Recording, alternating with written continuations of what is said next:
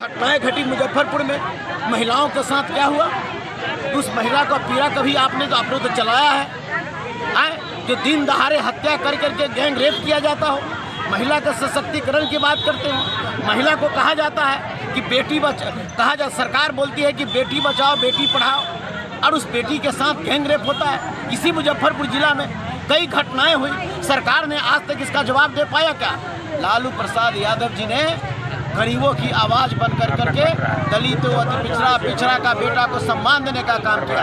आज लालू यादव जी का सुशासन अगर नहीं होता तो बालदम हो तो दुनिया का बेटा MLC होता क्या? इसी मुजफ्फरपुर के रहने वाला एक मलाह का बेटा रामकरण सहनी जो मछली पकड़ने का काम करता था, वो आदमी को MLC लालू जी ने बनाने का काम किया।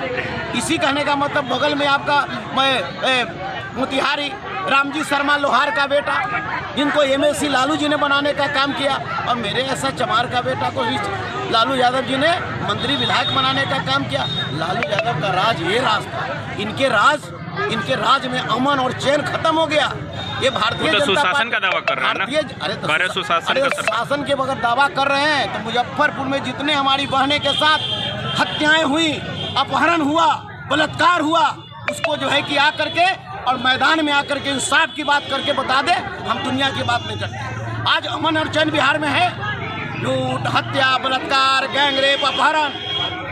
जंगल राज 2 है, जंगल राज 2 आज का सरकार। जंगल राज तो आपके सरकार को अरे हमारा राज सुमंगल राज था।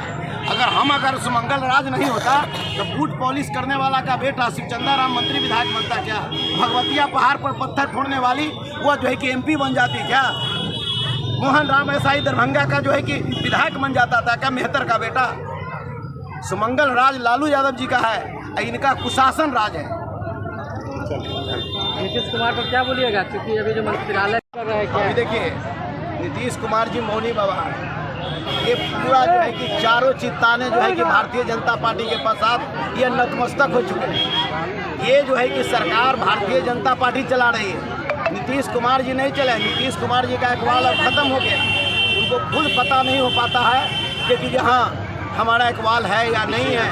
ये भारतीय जनता पार्टी करा रही है। अगर भारतीय जनता पार्टी अगर नहीं कराती तो जिस तरीका का बिहार में उत्पात मचा हुआ है, उस तरह का जो है कि हत्या, लूट, बलात्कार, गैंग रेप, अपहरण हो रहा है, कहीं किसी को न्याय मिल रहा है क्या? कोई विकास का काम हो रहा है क्या?